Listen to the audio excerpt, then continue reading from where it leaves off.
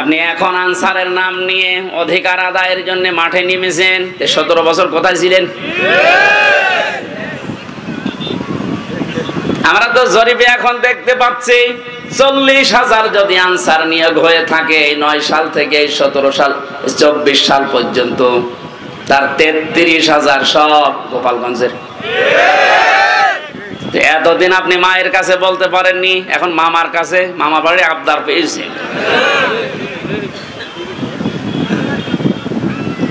5 তারিখের পর থেকে এই 29 তারিখ পর্যন্ত পুলিশ ছাড়া যদি বাংলাদেশ চলতে পারে, ও আনসার ছাড়াও চলতে পারবে।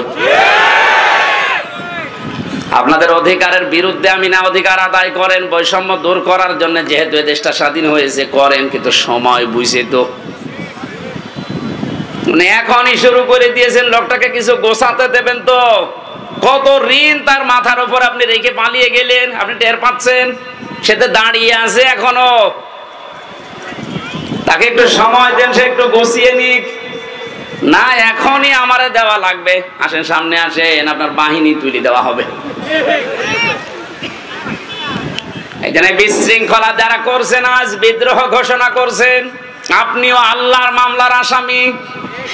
পারে নাই প্রথমে হিন্দুদের দিয়ে, হালে পানি নেয়নি, এরপরে প্রধান বিচারপতিকে দিয়ে একটা চেষ্টা চালিয়েছিল, আল্লাহ নষ্ট করে দিয়েছে।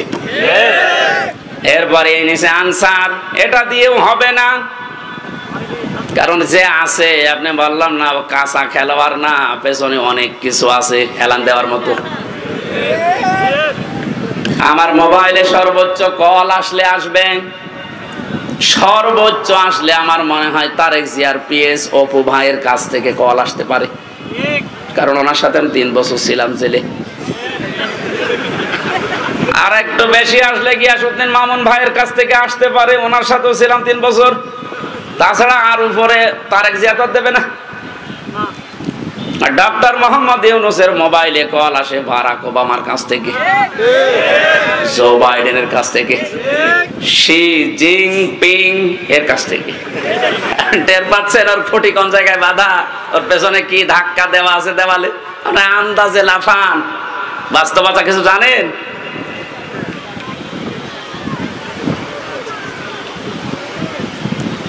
অনেকে আপার কাছ থেকে মোবাইলে কল পেয়ে বলছে, আপা ঘাবড়াবেন না, আপনি ঘাবড়ালে আমরা নরম হয়ে যাই।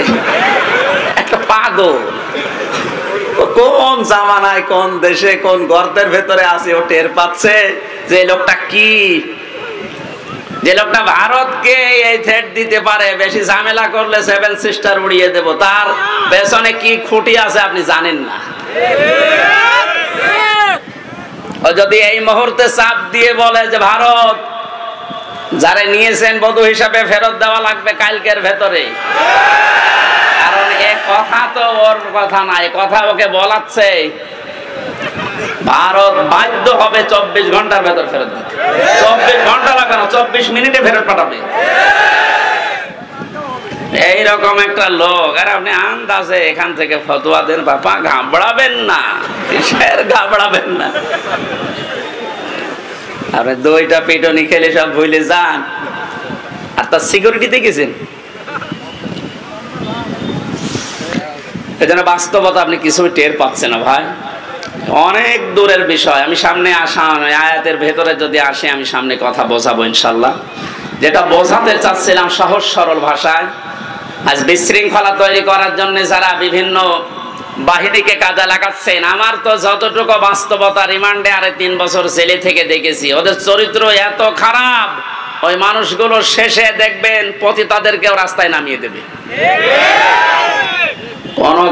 কোনো কিছু উপরে উঠতে পারবেন না, কারণ ছাত্রদের আন্দোলন শুধু না, আমার মনে হয় আল্লাহ ফেরেশতা পাঠিয়েছিলেন, আবাবিল পাখি পাঠিয়ে যেমন আল্লাহ রক্ষা করেছিলেন কাবা ঘরকে, বাংলাদেশে আল্লাহ একটা কিছু দেখাতে চায়, এই জন্য আল্লাহ ছাত্রদের মতো ফেরেশতাদেরকে আল্লাহ শহীদ করিয়েছে। মনে করছেন শহীদ হয়ে গেছে, এ মানুষগুলো এমনি এমনি শহীদ হয়নি। ওয়ালিয়ালামাল্লাহুল্লাযীনা আমানু ওয়া ইয়াত্তাখিযা মিনকুম শুহাদা। আল্লাহ বলেন, আমি আল্লাহ কিছু মানুষকে শাহাদতের মরণ দিয়ে ধন্য করি, সবাইকে দেই না। যার জীবন যৌবন, যার কর্ম অ্যাক্টিভিটিস এগুলো আমার ভালো লাগে, তাকে আমি সাধারণভাবে মরণ দেই না, মরণ দেই শাহাদতের। তাছাড়া শহীদ আবু সাইদ, আপনার কি মনে হয় একটা লোকের জীবনের ন্যূনতম মায়া নেই? চারটা গুলি খেয়েছে বুকে, তাও দাঁড়িয়েছিল, শেষে আর পারে নাই, পড়ে গেছে। আপনি একটা খান তো, শুধু শব্দ শুনলে পালাবেন।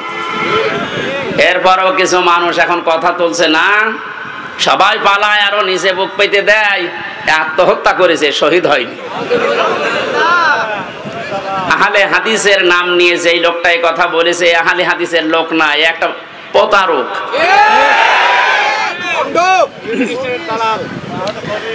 আহলে হাদিসের এই যে রাজশাহীর গোদাগাড়ির অধ্যাপক মুজিবুর রহমান, ওনার সাথে আমি উমরায় ছিলাম রমজানে। কি উনি আহলে হাদিস না?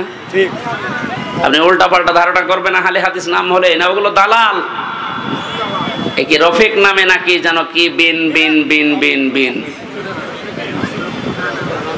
আমি দুইটা তথ্য বলছি, হয়তো শুনেছেন আপনি, কিন্তু এভাবে শোনেননি। ভালো করে খেয়াল করেন, যারা এগুলো ধারণা করেন বলেন মুখ দিয়ে, খুব সাবধান। ওয়ালা তাকুলু লিমান ইয়ুকতালু ফি সাবিলিল্লাহি আমওয়াত বাল আহইয়াউ ওয়ালাকিন লা তাশউরুন। সূরা বাকারা 154 নম্বর আয়াতে আল্লাহ জানিয়েছেন, মানুষ যেন মুখ দিয়ে কথা বলে, এজন্য মুখের উপরে আল্লাহ নোটিশ দিয়েছেন, এই কথা বলবি না।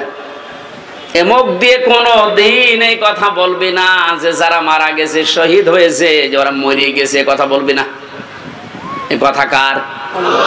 এই জন্য শহীদ শব্দটা অনেক দামি শব্দ। যারা শহীদ হয়েছে, জালেমের জুলুমের সামনে নিজের বুক পর্যন্ত দিয়েছে, জীবন পর্যন্ত দিয়ে যারা শহীদ হয়ে গেল, ওদেরও আমাদের মতো জীবনের মায়া ছিল, কিন্তু মানবতাকে বাঁচাতে দেওয়ালে পিঠ থেকে গেছে, শেষ পর্যন্ত না পেরে জীবন দিয়ে গেল। এই মানুষগুলোকে আপনি মরে গেছে কখনো বলতে যাবেন না। আল্লাহ বলেন বালা হইয়া, আরে ওরা জীবিত, ওয়ালাকিন লা তাশউরুন, কিন্তু তোরা টের পাস না।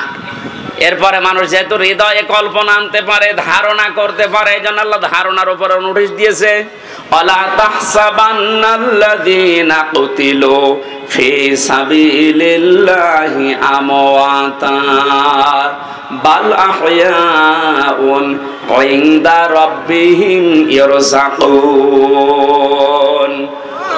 সূরা আলে ইমরান 169 নম্বর আয়াত।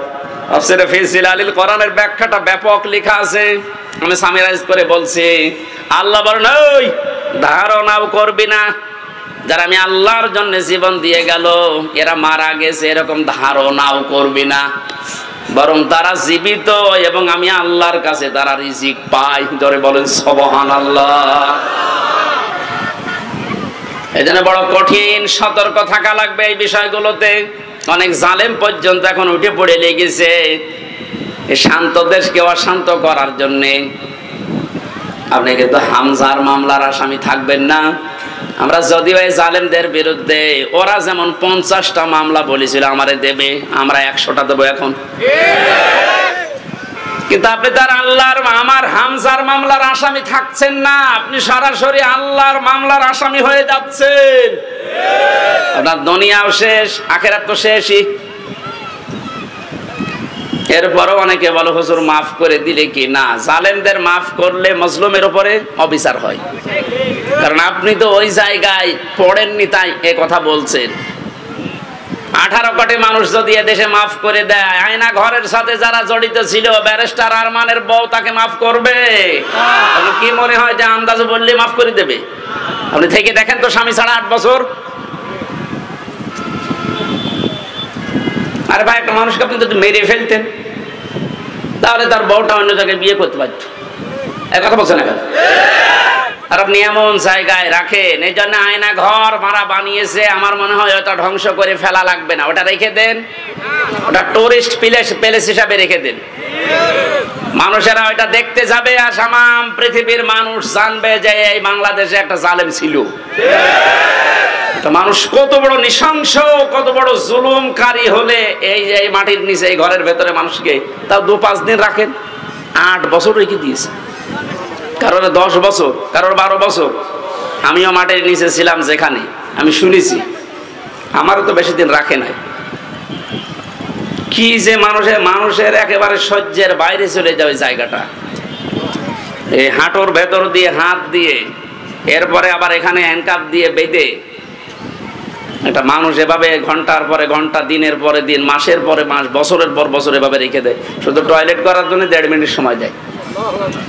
আমার সাথে যে আলেম ছিল মুফতি ফখরুল ইসলাম, কি কষ্ট যে লোকটাকে দিয়েছে। এই জন্য জালেম যারা, এদেরকে হেদায়েত আল্লাহ দেবেন না। আমি দোয়া করলেও হবে না। কাবা শরীফের ইমামও যদি দোয়া করে এই জালেমের জন্য, ওকে আল্লাহ হেদায়েত দেবে না, ওকে জাহান্নামে দেবেই। আমি এইটা বানালাম। এই কথা বন্ধ করেন। আল্লাহু লা ইয়াহদিল কওমাজ জালিমিন, এ কোরআনের আয়াত না আমি বানালাম? এক কথা বলেন। এই যে ইয়াহদি, এখানে আলেম আছে না? মোজারে, এটা বর্তমান, ভবিষ্যৎ, প্রেজেন্ট, ফিউচার। আল্লাহ পাক বলেন আমি জালেমদেরকে হেদায়েত দিচ্ছি না, দেবও না। সুতরাং যারা জুলুম করেছেন, আপনি জানতেন না যে আয়না ঘরে কারা থাকে? অবশ্যই আপনি জানতেন, আপনার কথা মতো হয়েছিল। এই জন্য আপনি আল্লাহর হেদায়েত থেকে বঞ্চিত। যতবার হজ করেন না কেন, তাহাজ্জুদ মিলে পড়েন, আপনি হেদায়েত পাবেন না। আর হেদায়েত কেউ না পেলে সে জান্নাত পাবে? বলেন বলেন। তাহলে আমরা একবারে ফতোয়া দিতে পারি যে আপনি চির জাহান্নামী, নাকি বেশি বলে ফেললাম? না না, আমি যা পড়েছি তাই বলছি। কারণ জালেমদেরকে আমি দোয়া করলো, আল্লাহ হেদায়েত দিচ্ছে না, দেবে না।